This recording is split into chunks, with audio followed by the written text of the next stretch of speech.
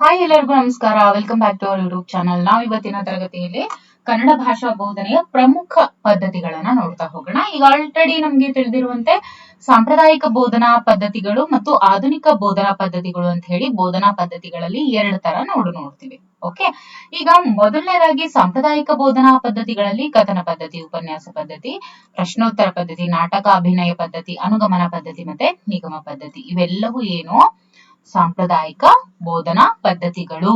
Okay, ಇವುಗಳನ್ನ ಅಂದ್ರೆ ಇವಾಗೇನು ಸಾಂಪ್ರದಾಯಿಕ ಬೋಧನಾ ಪದ್ಧತಿಗಳು ಏನಿದೆ ಅದನ್ನ ಒಂದೊಂದಾಗಿ ನಾವು ನೋಡ್ತಾ ಹೋಗೋಣ. ಓಕೆ, ಇದಾದ ನಂತರ ನಾವು ನೆಕ್ಸ್ಟ್ ವಿಡಿಯೋನಲ್ಲಿ ನಾವು ಆಧುನಿಕ ಬೋಧನಾ ಪದ್ಧತಿಗಳ ಬಗ್ಗೆ ನೋಡ್ತಾ ಹೋಗೋಣ. ಆಧುನಿಕ ಬೋಧನಾ ಪದ್ಧತಿಗಳು ಅಂತ ಬಂದಾಗ ನೋಡಿ, ಸಂಶೋಧನಾ ಪದ್ಧತಿ, ಆವಿಷ್ಕಾರ ಪದ್ಧತಿ, ಕ್ರೀಡಾ ಪದ್ಧತಿ, ಕಿಂಡರ್ ಗಾರ್ಡನ್ ಪದ್ಧತಿ, ಮಾಂಟೆಸರಿ ಪದ್ಧತಿ, ಪಠ್ಯಪುಸ್ತಕ ಪದ್ಧತಿ, ಜೊತೆಗೆ ದೃಕ್ಶ್ರವಣ ಉಪಕರಣ ಪದ್ಧತಿ, ಡಾಲ್ಟನ್ ಯೋಜನೆ, ಪ್ರಯೋಗಾಲಯ ಪದ್ಧತಿ, ಸ್ವಯಂ ಬೋಧನಾ ಪದ್ಧತಿ, ಕಂಪ್ಯೂಟರ್ ಸಹಾಯಕ ಬೋಧನಾ ಪದ್ಧತಿ, ಪಾತ್ರ ನಿರ್ವಹಣಾ ವಿಧಾನ, ಮನೋವೈಜ್ಞಾನಿಕ ಆಟದ ವಿಧಾನ ಇವೆಲ್ಲವೂ ಕೂಡ ಆಧುನಿಕ ಬೋಧನಾ ಪದ್ಧತಿ.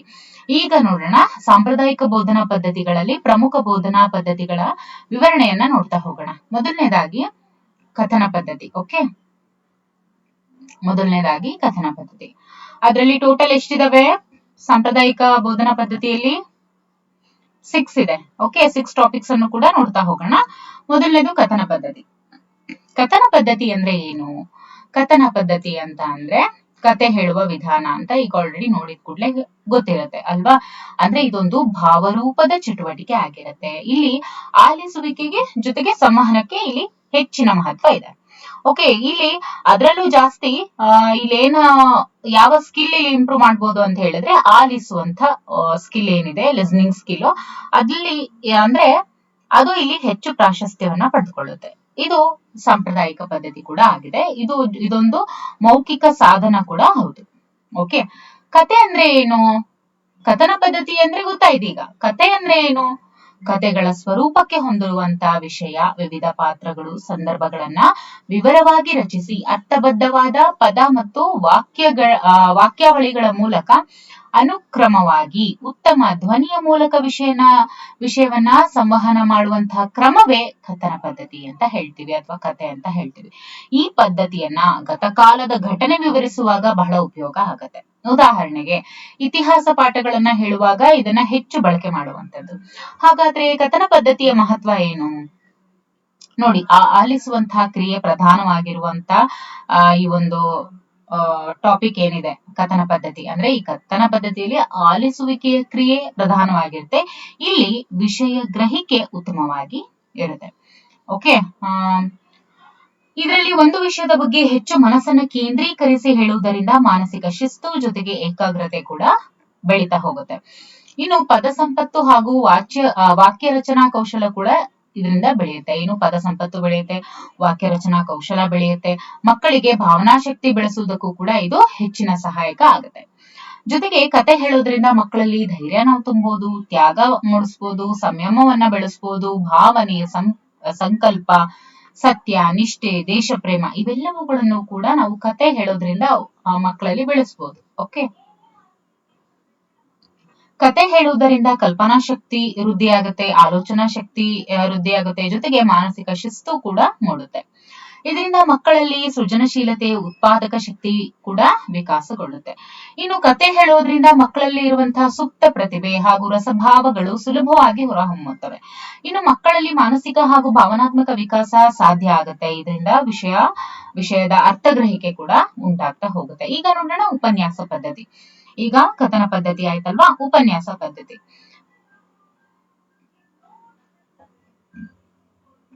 ಉಪನ್ಯಾಸ ಪದ್ಧತಿ ಅಂತ ನೋಡ್ತಾ ಹೋದ್ರೆ ಇದು ಕೂಡ ಸಾಂಪ್ರದಾಯಿಕ ಪದ್ಧತಿ ಆಗಿದೆ. ಇದು ಉನ್ನತ ಹಂತದ ವಿದ್ಯಾರ್ಥಿಗಳಿಗೆ ಹೆಚ್ಚು ಸೂಕ್ತ ಆಗುತ್ತೆ. ಅಂದ್ರೇನು, ಡಿಗ್ರಿ ಸ್ಟೂಡೆಂಟ್ಸ್ಗೆ ಇದು ಹೆಚ್ಚು ಉಪಯುಕ್ತ ಅಂತ ಹೇಳ್ಬೋದು. ಇದು ಏಕಮುಖ ಸಂವಹನ ಪದ್ಧತಿ ಆಗಿದೆ. ಓಕೆ, ಇದು ಬರೀ ಏಕಮುಖ ಸಂವಹನ ಪದ್ಧತಿ. ಯಾಕೆ ಅಂದ್ರೆ ಇಲ್ಲಿ ಶಿಕ್ಷಕರು ಮಾತ್ರ ಇಲ್ಲಿ ಮಾತಾಡೋದಕ್ಕೆ ಜೊತೆಗೆ ಬೋಧಿಸೋದಕ್ಕೆ ಅವಕಾಶ ಇರುತ್ತೆ. ಓಕೆ, ಬೋಧಿಸಬೇಕಾದಂತಹ ಪಾಠಕ್ಕೆ ಸಂಬಂಧಿಸಿದಂತೆ ವಿಷಯಗಳನ್ನ ಸಂಗ್ರಹಿಸಿಕೊಂಡು ಸುಸಂಬದ್ಧ ವಾಕ್ಯಗಳ ಮೂಲಕ ವಿದ್ಯಾರ್ಥಿಗಳ ಮುಂದೆ ಮೌಖಿಕವಾಗಿ ಹೇಳುವುದು ಅಥವಾ ವಿವರಿಸುವುದನ್ನೇ ನಾವು ಉಪನ್ಯಾಸ ಪದ್ಧತಿ ಅಂತ ಕರಿತೀವಿ.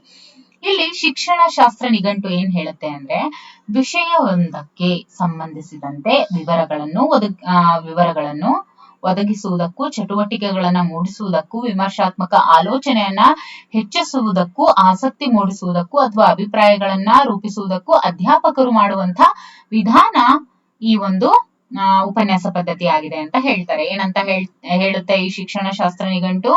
ವಿಷಯವೊಂದಕ್ಕೆ ಸಂಬಂಧಿಸಿದಂತೆ ವಿವರಗಳನ್ನ ಒದಗಿಸೋದಕ್ಕೆ, ಚಟುವಟಿಕೆಗಳನ್ನ ಮೂಡಿಸೋದಕ್ಕೆ, ವಿಮರ್ಶಾತ್ಮಕ ಆಲೋಚನೆಯನ್ನ ಹುಟ್ಟು ಹಾಕೋದಕ್ಕೆ, ಆಸಕ್ತಿಯನ್ನ ಮೂಡಿಸೋದಕ್ಕೆ ಅಥವಾ ಅಭಿಪ್ರಾಯಗಳನ್ನ ರೂಪಿಸುವುದಕ್ಕೆ ಅಧ್ಯಾಪಕರು ಏನಿದ್ದಾರೆ ಅವರು ಮಾಡುವಂತಹ ವಿಧಾನ ಇದಾಗಿರುತ್ತೆ.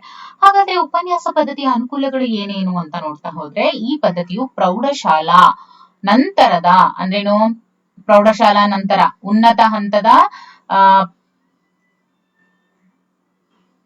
ಉನ್ನತ ಹಂತಕ್ಕೆ ಇದು ಹೆಚ್ಚು ಸೂಕ್ತ. ಓಕೆ, ಉನ್ನತ ಹಂತದ ಶಿಕ್ಷಣಕ್ಕೆ ಇದು ಹೆಚ್ಚು ಸೂಕ್ತ. ಆಮೇಲೆ ಹೆಚ್ಚು ವಿದ್ಯಾರ್ಥಿಗಳಿಗೆ ಏಕಕಾಲದಲ್ಲಿ ಇದರಿಂದ ನಾವು ಬೋಧನೆಯನ್ನ ಮಾಡಬಹುದು. ಕಡಿಮೆ ಸಮಯದಲ್ಲಿ ಹೆಚ್ಚು ವಿಷಯವನ್ನ ಬೋಧಿಸಬಹುದು.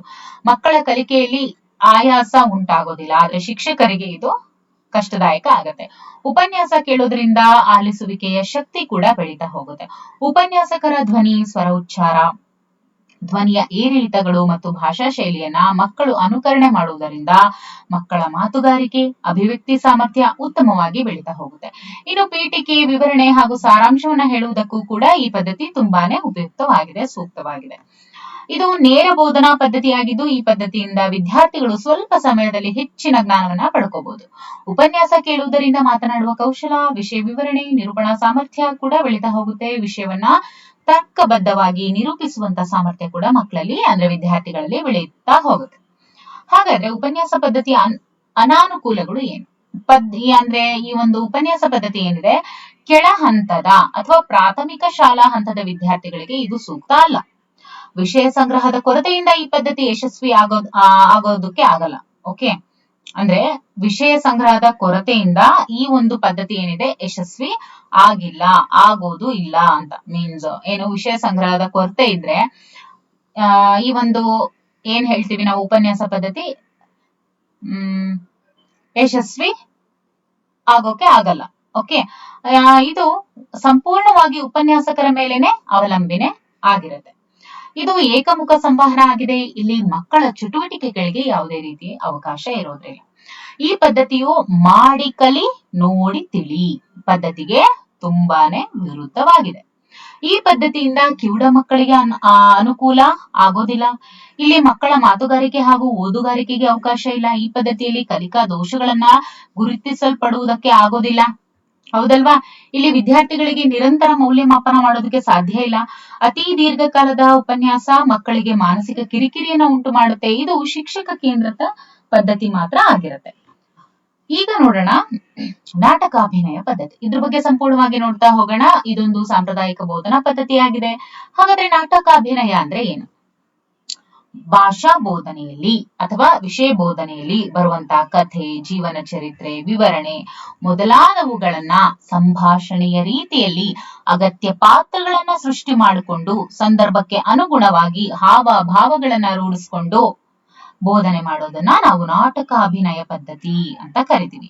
ಇಲ್ಲಿ ಬೋಧಿಸುವಂತಹ ವಿಷಯದಲ್ಲಿ ಅಭಿನಯ ತುಂಬಾನೇ ಮುಖ್ಯ ಆಗಿರುತ್ತೆ. ಇದೊಂದು ದೃಕ್ ಶ್ರವಣ ಬೋಧನಾ ಸಾಮಗ್ರಿ. ಓಕೆ, ನೋಡ್ಲೂಬಹುದು, ಜೊತೆಗೆ ಕೇಳಿಸ್ಕೊಳ್ಳಬಹುದು. ಓಕೆ, ಕಲಿಕೆ ಮತ್ತು ಬೋಧನೆಯಲ್ಲಿ ಜೀವಂತ ಸನ್ನಿವೇಶಗಳನ್ನ ಇದು ಸೃಷ್ಟಿಸುತ್ತೆ. ಇದು ಶಿಶು ಕೇಂದ್ರಿತ ಪದ್ಧತಿಗೆ ಅನುಗುಣವಾಗಿದೆ. ವಿದ್ಯಾರ್ಥಿಗಳ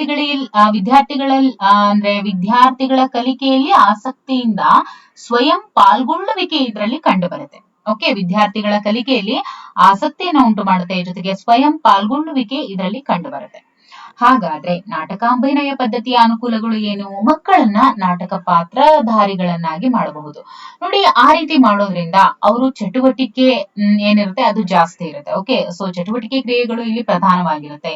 ಕಲಿಕೆಯಲ್ಲಿ ಹೆಚ್ಚು ಜ್ಞಾನೇಂದ್ರಿಯಗಳು ಇಲ್ಲಿ ಭಾಗವಹಿಸುತ್ತೆ. ನಾಟಕದಲ್ಲಿ ಭಾವಪೂರ್ಣ ಸಂಭಾಷಣೆ ಇರೋದ್ರಿಂದ ಮಕ್ಕಳು ಭಾವಪೂರ್ಣ ಮಾತುಗಾರಿಕೆಯನ್ನ ಕೂಡ ಕಲಿತಾ ಹೋಗ್ತಾರೆ. ಮುಖ ಭಂಗಿಗಳಿಗೆ ಅನುಗುಣವಾಗಿ ಅವರು ಕಲಿತಾರೆ. ಧಾರಣ ಶಕ್ತಿ ಹೆಚ್ಚಳ ಆಗುತ್ತೆ.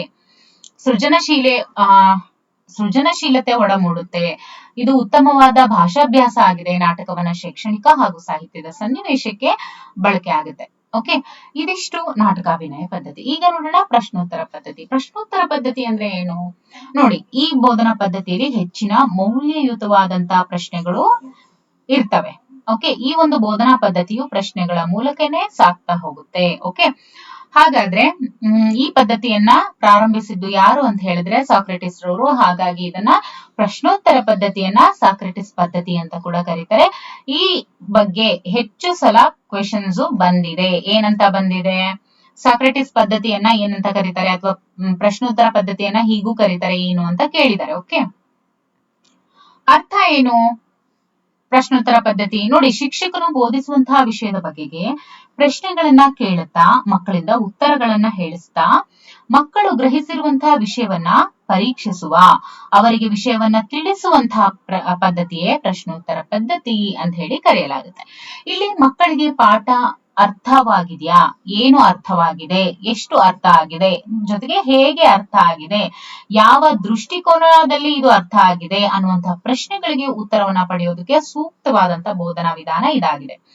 ಹಾಗಾದ್ರೆ ಪ್ರಶ್ನೋತ್ತರ ಪದ್ಧತಿ ಏನಿದೆ, ಅದರ ಉದ್ದೇಶ ಏನು? ಅದರ ಉದ್ದೇಶ ಇಷ್ಟೇ: ಮಕ್ಕಳನ್ನ ಕಲಿಕೆಗೆ ಸಿದ್ಧಗೊಳಿಸುವುದು, ಮಕ್ಕಳಲ್ಲಿ ಆಸಕ್ತಿಯನ್ನ ಮೂಡಿಸಿ ಕಲಿಕೆಗೆ ಪ್ರೇರಣೆಯನ್ನ ಹೆಚ್ಚಿಸುವುದು, ಪೂರ್ವ ಜ್ಞಾನವನ್ನ ಪರೀಕ್ಷಿಸುವುದು ಹಾಗೂ ಹೊಸ ಜ್ಞಾನ ನೀಡಿ ಹಳೆಯ ವಿಷಯ ಹಾಗೂ ಹೊಸ ವಿಷಯದ ನಡುವೆ ಜೋಡಣಾ ಕೊಂಡಿಯನ್ನ ಬೆಳೆಸುವಂತದ್ದು. ಕಲಿಕೆಯಲ್ಲಿನ ತೊಡಕುಗಳನ್ನು ಕೂಡ ನಿವಾರಣೆ ಮಾಡೋದಕ್ಕೆ ಇದು ಸಹಾಯಕ. ಬೋಧನೆ ಹಾಗೂ ಕಲಿಕೆ ನಡುವೆ ಸಂಪರ್ಕವನ್ನ ಏರ್ಪಡಿಸೋದು ಕೂಡ ಇದ್ರ ಕೆಲಸ ಆಗಿರುತ್ತೆ. ಮಕ್ಕಳು ಏನನ್ನ ಕಲಿತಾರೆ, ಹೇಗೆ ಕಲಿತಾರೆ ಅನ್ನೋದನ್ನು ಕೂಡ ಇದರಿಂದ ತಿಳಿಬಹುದು. ಮಕ್ಕಳ ಕಲಿಕಾ ಶಕ್ತಿ ಹಾಗೂ ಕಲಿತಿರುವಂತಹ ವಿಷಯವನ್ನ ಇದು ಬಲಗೊಳಿಸುತ್ತೆ. ಮಕ್ಕಳ ಚಟುವಟಿಕೆಗೆ ಪ್ರೋತ್ಸಾಹವನ್ನ ನೀಡುತ್ತೆ. ಜೊತೆಗೆ ಬೋಧನೆಯ ಜೊತೆಯಲ್ಲಿ ನಿರಂತರ ಮೌಲ್ಯಮಾಪನ ಕೂಡ ಇದರಿಂದ ನಾವು ನಡೆಸಬಹುದು. ಜೊತೆಗೆ ಸಂಶೋಧನಾ ಪ್ರವೃತ್ತಿ ಬೆಳೆಸುತ್ತೆ ಪ್ರಶ್ನೋತ್ತರ ಪದ್ಧತಿ. ಮಾತುಗಾರಿಕೆ ಹಾಗೂ ವಿಷಯ ನಿರೂಪಣಾ ಸಾಮರ್ಥ್ಯವನ್ನು ಕೂಡ ಇದು ಬೆಳೆಸುತ್ತೆ. ಇನ್ನು ವಿವಿಧ ಪ್ರಶ್ನೆಗಳು ಅಂದ್ರೆ ವಿವಿಧ ಪ್ರಶ್ನೆಗಳು ಅಂತ ಹೇಳಿದ್ರೆ, ಈಗ ಪ್ರಶ್ನೋತ್ತರ ಪದ್ಧತಿಯಲ್ಲಿ ವಿವಿಧ ಪ್ರಶ್ನೆಗಳನ್ನ ಒಳಗೊಂಡಿರ್ತವೆ. ಅಂದ್ರೆ ವೇರಿಯಸ್ ಟೈಪ್ಸ್ ಆಫ್ ಕ್ವೆಶನ್ಸ್ ಅನ್ನ ನಾವು ನೋಡ್ತೀವಿ. ಓಕೆ, ಅದೇ ಯಾವುದು? ಪರಿಚಯಾತ್ಮಕ ಪ್ರಶ್ನೆಗಳು. ಈ ಪರಿಚಯಾತ್ಮಕ ಪ್ರಶ್ನೆಗಳು ಅಂತ ಬಂದಾಗ ಯಾವ ಸಂದರ್ಭದಲ್ಲಿ ಇದನ್ನು ಯೂಸ್ ಮಾಡ್ತೀವಿ ನೋಡಿ.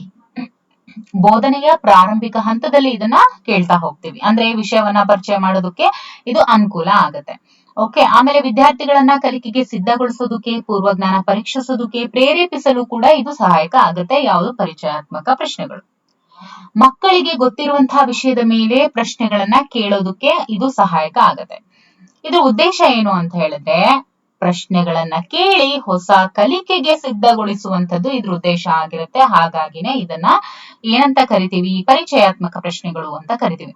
ಈಗ ನೋಡೋಣ ಬೆಳವಣಿಗೆ ಪ್ರಶ್ನೆಗಳು. ಬೆಳವಣಿಗೆ ಪ್ರಶ್ನೆಗಳು ಅಂದ್ರೆ ಏನು ಅಂದ್ರೆ, ಬೋಧಿಸುವ ವಿಷಯವನ್ನ ವಿಕಾಸಗೊಳಿಸಲು ಪ್ರಶ್ನೆಗಳನ್ನ ಕೇಳೋದಕ್ಕೆ ಬೆಳವಣಿಗೆ ಪ್ರಶ್ನೆಗಳು ಅಂತ ಹೇಳ್ತೀವಿ. ಈ ಪ್ರಶ್ನೆಗಳು ಕಲಿಕಾರ್ಥಿಗಳ ಅವಧಾನ ಹಾಗೂ ಆಸಕ್ತಿಯನ್ನ ಕಾಯ್ದಿಟ್ಟುಕೊಳ್ಳೋದಕ್ಕೆ ಸಹಾಯಕ. ನೋಡಿ, ಇವೆಲ್ಲ ಕೀ ಪಾಯಿಂಟ್ಸ್ ಇದ್ದಂಗೆ. This is very important. Okay, ಇದ್ರ ಮೇಲೆನೆ ನಿಮ್ಗೆ ಕ್ವೆಶನ್ಸ್ ಬರೋದು. ಡ್ಯಾಶ್ ಪ್ರಶ್ನೆಗಳು ಕಲಿಕಾರ್ಥಿಗಳ ಅವಧಾನ ಹಾಗೂ ಆಸಕ್ತಿಯನ್ನ ಕಾಯ್ದಿಟ್ಟುಕೊಳ್ಳೋದಕ್ಕೆ ಸಹಾಯಕ. ಯಾವುವು ಅಮಾಂಗ್ ದ ಫಾಲೋಯಿಂಗ್ ಅಂತ ಹೇಳಿ ಕೇಳ್ತಾರೆ. ಉತ್ತರ ಏನಾಗಿರ್ಬೇಕು? ಪರಿಚಯಾತ್ಮಕ ಪ್ರಶ್ನೆಗಳಾಗಿರ್ಬೇಕಾ ಅಥವಾ ಬೆಳವಣಿಗೆ ಪ್ರಶ್ನೆಗಳು ಆಗಿರ್ಬೇಕಾ? ಉತ್ತರ ಏನಾಗಿರ್ಬೇಕು ನೋಡಿ. ಕಲಿಕಾರ್ಥಿಗಳ ಅವಧಾನ ಮತ್ತು ಆಸಕ್ತಿಯನ್ನು ಕಾಯ್ದಿಟ್ಟುಕೊಳ್ಳೋದಕ್ಕೆ ಸಹಾಯಕವಾಗಿರುವಂತದ್ದು ಯಾವುದು? ಎಂತಹ ಪ್ರಶ್ನೆಗಳು ಅಂತ ಹೇಳಿದ್ರೆ ಬೆಳವಣಿಗೆ ಪ್ರಶ್ನೆಗಳು. ಈಗ ಪುನರಾವರ್ತನೆ ಪ್ರಶ್ನೆಗಳನ್ನ ಎಲ್ಲಿ ಉಪಯೋಗಿಸ್ತಾರೆ ನೋಡಿ. ವಿಷಯದ ಅಭ್ಯಾಸಕ್ಕಾಗಿ, ಜ್ಞಾನದ ಸ್ಥಿರೀಕರಣಕ್ಕಾಗಿ, ಬೋಧನೆಯ ಕೊನೆಯಲ್ಲಿ ಅಥವಾ ಬೋಧನೆಯ ಕೊನೆಯ ಹಂತದಲ್ಲಿ ಕೇಳುವಂತಹ ಪ್ರಶ್ನೆಗಳು ಇದಾಗಿರ್ತವೆ. ವಿಷಯದ ವಿವರಣೆ ಮುಗಿದ ನಂತರ ವಿದ್ಯಾರ್ಥಿಗಳು ಎಷ್ಟು ಕಲ್ತಿದ್ದಾರೆ, ಹೇಗೆ ಕಲ್ತಿದ್ದಾರೆ, ಏನ್ ಕಲ್ತಿದ್ದಾರೆ, ಜೊತೆಗೆ ಎಷ್ಟು ಗ್ರಹಿಕೆ ಮಾಡಿಕೊಂಡಿದ್ದಾರೆ ಅನ್ನೋದನ್ನ ತಿಳ್ಕೊಳ್ಳೋದಕ್ಕೆ ಶಿಕ್ಷಕರು ಈ ಪ್ರಶ್ನೆಗಳನ್ನ ತಯಾರಿ ಮಾಡ್ಕೊಂಡಿರ್ತಾರೆ. ಇದರಿಂದ ಕಲಿಕೆ ಪುನರ್ಬಲನಗೊಳ್ಳುತ್ತೆ. ಪುನರ್ಬಲನಗೊಳ್ಳುತ್ತೆ. ಓಕೆ, ಕಲಿಕೆ ಪುನರ್ಬಲನಗೊಳ್ಳುವಂಥದ್ದು ಪುನರಾವರ್ತನೆ ಪ್ರಶ್ನೆಗಳಿಂದ. This is very important. Okay, ಕಲಿಕೆ ಪುನರ್ಬಲನಗೊಳ್ಳುವಂಥದ್ದು ಪುನರಾವರ್ತನೆ ಪ್ರಶ್ನೆಗಳಿಂದ. ಹಾಗಾದ್ರೆ ಪ್ರಶ್ನೆಗಳು ಹೇಗಿರ್ಬೇಕು ನೋಡಿ. ಕಲಿಕೆಯ ಕಡೆಗೆ ಕರೆದುಕೊಂಡು ಹೋಗೋ ತರ ಪ್ರಶ್ನೆಗಳನ್ನ ಇಟ್ಟಿರ್ಬೇಕು. ಓಕೆ, ಶಿಕ್ಷಕರಾದಂಥವ್ರು ಮಕ್ಕಳನ್ನ ಕಲಿಕೆಯ ಕಡೆಗೆ ಆಸಕ್ತಿ ಮೂಡಿಸುವಂತೆ ಪ್ರಶ್ನೆಗಳನ್ನ ಕೇಳ್ಬೇಕು. ಉದ್ದೇಶ ಪೂರ್ವಕವಾಗಿ ಪ್ರಶ್ನೆಯನ್ನ ಕೇಳ್ಬೇಕು. ಇಡೀ ತರಗತಿಗೆ ಪ್ರಶ್ನೆ ಹಾಕಿ ಒಬ್ಬರಿಂದ ಮಾತ್ರ ಉತ್ತರವನ್ನ ಹೇಳಿಸ್ಬೇಕು. ಸುಸ್ಪಷ್ಟ ಧ್ವನಿಯಲ್ಲಿ ಪ್ರಶ್ನೆಯನ್ನ ಕೇಳಬೇಕು ಹಾಗೂ ಅದೇ ರೀತಿಯಲ್ಲಿ ವಿದ್ಯಾರ್ಥಿಗಳಿಂದ ಉತ್ತರವನ್ನ ಪಡಿಬೇಕು. ವ್ಯಾಕರಣಬದ್ಧವಾದ ಪ್ರಶ್ನೆಗಳನ್ನ ರಚನೆ ಮಾಡಬೇಕು. ಪ್ರಶ್ನೆಗಳು ತುಂಬಾ ಸರಳ ಅಥವಾ ಕಠಿಣವಾಗಿ ಇರಬಾರ್ದು, ವೈವಿಧ್ಯತೆಯಿಂದ ಕೂಡಿರ್ಬೇಕು. ಗೊಂದಲಮಯವಾದಂತಹ ಪ್ರಶ್ನೆಗಳನ್ನ ಶಿಕ್ಷಕರು ಕೇಳಬಾರ್ದು. ಆಲೋಚನೆ ಬೆಳೆಸುವಂತಹ ಸೂಕ್ತವಾದ ಪ್ರಶ್ನೆಗಳನ್ನ ಹೊಂದಿರಬೇಕು. ಜೊತೆಗೆ ಅತಿ ಕಡಿಮೆ ಅಥವಾ ಅತಿ ಹೆಚ್ಚು ಪ್ರಶ್ನೆಗಳನ್ನು ಕೂಡ ಕೇಳಬಾರ್ದು. ಈಗ ಬರೋಣ ಅನುಗಮನ ಅಥವಾ ನಿಗಮನ ಪದ್ಧತಿ. ಓಕೆ, ಈಗ ಬರೋಣ ಅನುಗಮನ ಅಥವಾ ನಿಗಮನ ಪದ್ಧತಿ. ಅನುಗಮನ ಪದ್ಧತಿ, ಓಕೆ, ಅನುಗಮನ ಪದ್ಧತಿ ಏನಿದೆಯಲ್ಲ ಅದರ ಪ್ರತಿಪಾದಕರು ಯಾರು ಅಂತ ಹೇಳಿದ್ರೆ ಫ್ರಾನ್ಸಿಸ್ ಬೇಕನ್ ರವರು ಅನುಗಮನ ಪದ್ಧತಿಯ ಪ್ರತಿಪಾದಕರು. ಅನುಗಮನ ಪದ್ಧತಿ ಅಂದ್ರೆ ಏನು ಅಂದ್ರೆ ಇಲ್ಲಿ ನಿರ್ದಿಷ್ಟತೆಯಿಂದ ಸಾಮಾನ್ಯದ ಕಡೆಗೆ ಅಂತ ಹೇಳ್ತೀವಿ. ಅಂದ್ರೆ ಏನು, ಉದಾಹರಣೆ ಅಂತ ಹೇಳಿದ್ರೆ ನಿಯಮದ ಕಡೆಗೆ, ದೃಷ್ಟಾಂತಗಳಿಂದ ಸಾಗುವಂತಹ ಬೋಧನಾ ಪದ್ಧತಿಯನ್ನ ಅನುಗಮನ ಅಥವಾ ಅನುಮಾನ ಪದ್ಧತಿ ಅಂತ ಇದೆ. ಇದು ರಾಂಗ್, ಇದು ಅಂದ್ರೆ ದಿಸ್ ಇಸ್ ರಾಂಗ್, ಇದು ಒಂದೇ ಇರ್ಲಿ. ಓಕೆ, ಅನುಗಮನ ಪದ್ಧತಿ ಅಂತ ಕರಿತೀವಿ. ಓಕೆ, ಎಸ್, ನೋಡಿ, ಅಂದ್ರೆ ಇಲ್ಲಿ ನಿರ್ದಿಷ್ಟತೆಯಿಂದ ಸಾಮಾನ್ಯದ ಕಡೆಗೆ, ಓಕೆ, ಆಮೇಲೆ ಸಾಮಾನ್ಯದಿಂದ ನಿಯಮದ ಕಡೆಗೆ, ದೃಷ್ಟಾಂತಗಳಿಂದ ಸಾಗುವಂತ ಬೋಧನಾ ಪದ್ಧತಿಯನ್ನ ಅನುಗಮನ ಪದ್ಧತಿ ಅಂತ ಕರಿತೀವಿ. ಸೂತ್ರದೊಂದಿಗೆ ಅಥವಾ ನಿಯಮದೊಂದಿಗೆ ಬೋಧನೆ ಅನ್ನುವಂಥದ್ದು ಇಲ್ಲಿ ಕೊನೆಗೊಳ್ಳುತ್ತೆ. ಈ ಪದ್ಧತಿಯಲ್ಲಿ ಬೋಧನೆಯು ಉದಾಹರಣೆಗಳಿಂದ ಸಾಮಾನ್ಯ ನಿಯಮದ ಕಡೆಗೆ ಸಾಗುತ್ತೆ, ನಿರ್ದಿಷ್ಟತೆಯಿಂದ ಸ್ಥೂಲದೆಡೆಗೆ ಸಾಗುತ್ತೆ, ಮೂರ್ತದಿಂದ ಅಮೂರ್ತದೆಡೆಗೆ ಸಾಗುತ್ತೆ, ಸರಳತೆಯಿಂದ ಸಮನ್ವಯದ ಕಡೆಗೆ ಸಾಗುತ್ತೆ, ಜೊತೆಗೆ ಸುಲಭದಿಂದ ಸಂಕೀರ್ಣದ ಕಡೆಗೆ ಸಾಕ್ತಾ ಹೋಗುತ್ತೆ. ಹಾಗೂ ಗೊತ್ತಿರೋದ್ರಿಂದ ಗೊತ್ತಿಲ್ಲದೆ ಇರುವಂತಹ ಕಡೆಗೆ ಬೋಧನೆಯನ್ನ ಮಾಡುವಂಥದ್ದು. ಮಕ್ಕಳಿಗೆ ಇವಾಗ ಕಣ್ಣಿಗೆ ಏನ್ ಕಾಣುತ್ತೆ, ಓಕೆ, ಅದನ್ನ ಇಟ್ಕೊಂಡ್ಬಿಟ್ಟು ಈಗ ಆಲ್ರೆಡಿ ತುಂಬಾ ಜನ ಇದ್ರ ಬಗ್ಗೆ ಗೊತ್ತಿರುತ್ತೆ, ಅನುಗಮನ ಮತ್ತೆ ನಿಗಮನ ಪದ್ಧತಿ ಬಗ್ಗೆ. ಯಾಕಂದ್ರೆ BEd ಅಲ್ಲೂ ಕೂಡ ಅದ್ರ ಬಗ್ಗೆ ಕಲ್ತಿರ್ತೀರ, ಹೌದಲ್ವಾ? ಸೊ ಗೊತ್ತಿರುವುದರಿಂದ ಗೊತ್ತಿಲ್ಲದ ಕಡೆಗೆ ಸಾಗುವಂತಹ ಬೋಧನಾ ಪದ್ಧತಿ ಇದಾಗಿರುತ್ತೆ. ಹಂತಗಳು ಅಂತ ನೋಡಿದಾಗ ನೋಡಿ, Francis beacon, this is very important. ಹಂತಗಳು ಬಂದಾಗ ಉದಾಹರಣೆಗಳ ಸಂಗ್ರಹ, ಉದಾಹರಣೆ ಪರಿಶೀಲನೆ ಮಾಡುವುದು ಅಥವಾ ಅರ್ಥ ಮಾಡಿಕೊಳ್ಳುವುದು, ಉದಾಹರಣೆಯ ಸಾಮಾನ್ಯ ಗುಣಲಕ್ಷಣಗಳನ್ನ ಗುರುತಿಸೋದು, ಓಕೆ, ನಿಯಮ ಅಥವಾ ಸೂತ್ರ ರೂಪಿಸುವುದು. ಅನುಕೂಲಗಳೇನು, ಅನುಗಮನ ಪದ್ಧತಿಯ ಅನುಕೂಲಗಳು ಅಂತ ನೋಡೋದಾದ್ರೆ ವೈಜ್ಞಾನಿಕ ತಾರ್ಕಿಕ ಬೋಧನಾ ಪದ್ಧತಿ ಇದಾಗಿರುತ್ತೆ. ಇದು ಮಕ್ಕಳಲ್ಲಿ ತಾರ್ಕಿಕ ಜ್ಞಾನವನ್ನ ಇದು ಬೆಳೆಸ್ತಾ ಹೋಗುತ್ತೆ. ಕಲಿಕೆ ಹೊರೆ ಅಂತ ಅನ್ಸಿದ್ರೆ ಸುಲಭ ಹಾಗೂ ಪರಿಣಾಮಕಾರಿ ಆಗುತ್ತೆ. ಓಕೆ, ಇದು ವಿದ್ಯಾರ್ಥಿಗಳಲ್ಲಿ ಕಲಿಕಾ ಆತ್ಮವಿಶ್ವಾಸವನ್ನ ಮೂಡಿಸುತ್ತೆ. ಉದಾಹರಣೆಗೆ ವಿದ್ಯಾರ್ಥಿಗಳು ಸ್ವತಃ ತಾವೇ ನಿಯಮಗಳನ್ನ ರಚನೆ ಮಾಡುವಂಥದ್ದು, ವಿದ್ಯಾರ್ಥಿಗಳ ಸ್ವಯಂ ಕಲಿಕೆಗೆ ಅವಕಾಶ ಮಾಡಿಕೊಡುವಂಥದ್ದು ಇಲ್ಲಿ ನಾವು ನೋಡಬಹುದು. ಇದು ಅಂತ ಕಲಿಕೆಯನ್ನ ಪ್ರಚೋದಿಸುತ್ತೆ ಹಾಗೂ ಮನಃಶಾಸ್ತ್ರೀಯ ಪದ್ಧತಿ ಕೂಡ ಆಗಿದೆ. ಇನ್ನು ಪ್ರಾಥಮಿಕ ಹಾಗೂ ಪ್ರೌಢಶಾಲಾ ಹಂತದ ವಿದ್ಯಾರ್ಥಿಗಳಿಗೆ ಹೆಚ್ಚು ಸೂಕ್ತವಾಗಿರುವಂತದ್ದೇ ಅನುಗಮನ ಪದ್ಧತಿ. ಇನ್ನು ಅನಾನುಕೂಲ ಏನು ಅಂತ ನೋಡ್ತಾ ಹೋದ್ರೆ ಸಮಯ ಅಪವ್ಯಯ ಆಗುತ್ತೆ. ಯಾಕೆಂದ್ರೆ ಈಗ ಬರೀ ಉದಾಹರಣೆಗಳನ್ನ ಅಂದ್ರೆ ಮಕ್ಕಳಲ್ಲಿ ಆಸಕ್ತಿ ಮೂಡಿಸೋ ಸಲುವಾಗಿ ಈಗ ಜಾಸ್ತಿ ಎಕ್ಸಾಂಪಲ್ಸ್ ಮೇಲೆ ಎಕ್ಸಾಂಪಲ್ಸ್ ಬರೀ ಅದನ್ನೇ ಕೊಡ್ತಾ ಹೋದ್ರೆ ಏನಾಗುತ್ತೆ, ಟೈಮ್ ಅಂದ್ರೆ ಅಪವ್ಯಯ ಆಗುತ್ತೆ, ಸಮಯ. ನಿಗದಿತ ಅವಧಿಯಲ್ಲಿ ಪಠ್ಯಕ್ರಮ ಮುಗಿಸೋದಕ್ಕೆ ಸಾಧ್ಯ ಆಗೋದಿಲ್ಲ. ಉದಾಹರಣೆಗಳ ಮೂಲಕ ನಿಯಮ ರೂಪಿಸುವುದು ಅಷ್ಟೊಂದು ವಿಶ್ವಾಸನೀಯ ಅಲ್ಲ ಅಂತ. ಓಕೆ, ಜೊತೆಗೆ ಪಾಠದ ಅಂಶಗಳನ್ನ ಕೈಬಿಡುವ ಸಂಭವ ಕೂಡ ಇದರಲ್ಲಿ ಹೆಚ್ಚಾಗಿರುತ್ತೆ. ಉದಾಹರಣೆಗೆ ಹೆಚ್ಚಿನ ಪ್ರಾಧಾನ್ಯತೆ ನೀಡುವಂಥದ್ದು. ಓಕೆ, ಎಸ್, ಈಗ ಬರೋಣ ನಿಗಮನ ಪದ್ಧತಿ. ಓಕೆ, ನಿಗಮನ ಪದ್ಧತಿ ಅಂತ ಅಂದ್ರೆ ಈ ಪದ್ಧತಿಯು ಅನುಗಮನ ಪದ್ಧತಿಗೆ ಇದು ವ್ಯತಿರಿಕ್ತವಾಗಿ ಇರುವಂತದ್ದು. ಓಕೆ, ಈ ಪದ್ಧತಿಯಲ್ಲಿ ಬೋಧನೆಯು ಒಂದು ಸೂತ್ರ ಹಾಗೂ ನಿಯಮದೊಂದಿಗೆ ಇದು ಏನಾಗ್ತಾ ಹೋಗುತ್ತೆ, ಪ್ರಾರಂಭ ಆಗುತ್ತೆ. Okay,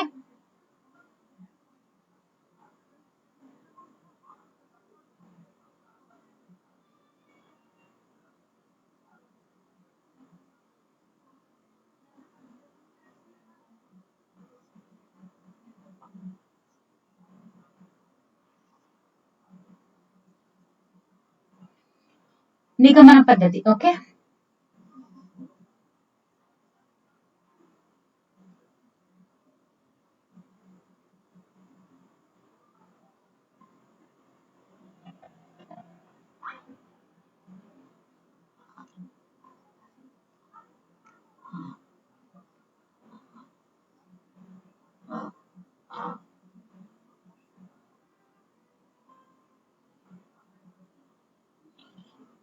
inductive method. ಅಂತ ಕೂಡ ನಾವು ಇದನ್ನ ಕರಿತೀವಿ. ಓಕೆ, ನಿಗಮನ ಪದ್ಧತಿಯನ್ನ ಇಂಗ್ಲಿಷ್ ನಲ್ಲಿ ಇಂಡಕ್ಟಿವ್ ಮೆಥಡ್ ಅಂತ ಕರಿತೀವಿ. ಓಕೆ, ಎಸ್, ಈ ಪದ್ಧತಿ ಅನುಗಮನ ಪದ್ಧತಿ ಏನಿದೆಯಲ್ಲ ಅದಕ್ಕೆ ವಿರುದ್ಧವಾಗಿ ಇದೆ.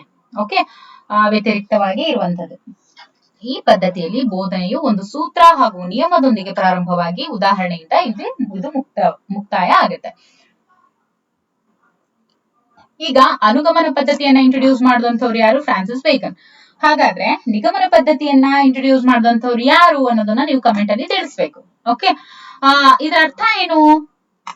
ಸಾಮಾನ್ಯ ನಿಯಮ ಅಥವಾ ಸೂತ್ರದಿಂದ ನಿರ್ದಿಷ್ಟ ಉದಾಹರಣೆ ಕಡೆಗೆ, ಅಮೂರ್ತದಿಂದ ಮೂರ್ತದ ಕಡೆಗೆ, ಇಡಿಯಿಂದ ಬಿಡಿಯ ಕಡೆಗೆ, ಸಂಕೀರ್ಣತೆಯಿಂದ ಸರಳತೆಯ ಕಡೆಗೆ ಸಾಗುವಂತದ್ದೇ ನಿಗಮನ ಪದ್ಧತಿ ಆಗಿರುವಂತದ್ದು. ಓಕೆ, ಹಂತಗಳನ್ನ ನಾವು ನೋಡ್ತಾ ಹೋದ್ರೆ ಸಾಮಾನ್ಯ ನಿಯಮ ಜೊತೆಗೆ ನಿಯಮವನ್ನ ಅರ್ಥ ಮಾಡಿಕೊಳ್ಳೋದು, ನಿಯಮವನ್ನ ಅನ್ವಯ ಮಾಡಿಕೊಳ್ಳೋದು, ಜೊತೆಗೆ ಉದಾಹರಣೆ ಪರಿಶೀಲನೆ ಮಾಡುವಂಥದ್ದು. ಇದರದ್ದು ಸ್ಟೆಪ್ ಬೈ ಸ್ಟೆಪ್ಸ್ ಅನ್ನ ಕೇಳ್ತಾರೆ. ಈ ಹಂತಗಳು ಚೆನ್ನಾಗಿ ನೆನ್ಪಿಟ್ಕೋಬೇಕು. 4 ಹಂತಗಳು. ಫಸ್ಟ್ನೇದೇನು?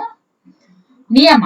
ಅದನ್ನ ನೆಕ್ಸ್ಟ್ ಅರ್ಥ ಮಾಡ್ಕೊಳ್ಬೇಕು, ಅದನ್ನ ಅನ್ವಯಿಸ್ಕೊಳ್ಬೇಕು, ಆಮೇಲೆ ಉದಾಹರಣೆ ಪರಿಶೀಲನೆ ಮಾಡುವಂಥದ್ದು. ಓಕೆ, ಈಗ ನಿಗಮನ ಪದ್ಧತಿಯ ಅನುಕೂಲಗಳನ್ನ ನೋಡ್ತಾ ಹೋಗೋಣ. ಕಡಿಮೆ ಅವಧಿಯಲ್ಲಿ ಹೆಚ್ಚು ವಿಷಯವನ್ನ ಬೋಧನೆ ಮಾಡಬಹುದು. ಮಕ್ಕಳ ಸ್ಮರಣ ಶಕ್ತಿ ಇದರಿಂದ ಬೆಳೆಯುತ್ತೆ.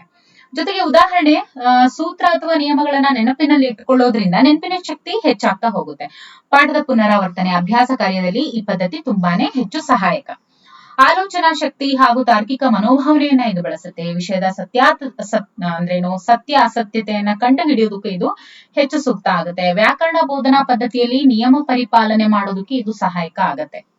ಆದ್ದರಿಂದ ಇದನ್ನ ನಾವು ನಿಯಮ ಪರಿಪಾಲನೆ ಪದ್ಧತಿ ಅಂತ ಹೇಳ್ತೀವಿ. ಯಾಕೆ ಇದನ್ನ ನಿಯಮ ಪರಿಪಾಲನೆ ಪದ್ಧತಿ ಅಂತ ಕರಿತೀವಿ ನಿಗಮನ ಪದ್ಧತಿಯನ್ನ ಅಂತ ಅಂದ್ರೆ, ವ್ಯಾಕರಣ ಬೋಧನಾ ಪದ್ಧತಿಯಲ್ಲಿ ನಿಯಮ ಪರಿಪಾಲನೆ ಮಾಡೋದಕ್ಕೆ ಇದು ಸಹಾಯಕ ಆಗುತ್ತೆ. ಅದಕ್ಕೋಸ್ಕರನೇ ಇದನ್ನ ನಿಯಮ ಪರಿಪಾಲನೆ ಪದ್ಧತಿ ಅಂತ ಹೇಳ್ತೀವಿ. ಅಭಿವ್ಯಕ್ತಿ ಸಾಮರ್ಥ್ಯವನ್ನು ಕೂಡ ಇದು ಬೆಳೆಸುತ್ತೆ. ಇನ್ನು ಇದರ ಅನಾನುಕೂಲಗಳನ್ನ ನೋಡ್ತಾ ಹೋದ್ರೆ, ಇದು ಪ್ರಾಥಮಿಕ ಹಂತದ ಮಕ್ಕಳಿಗೆ ಅಷ್ಟೊಂದು ಸೂಕ್ತ ಅಲ್ಲ.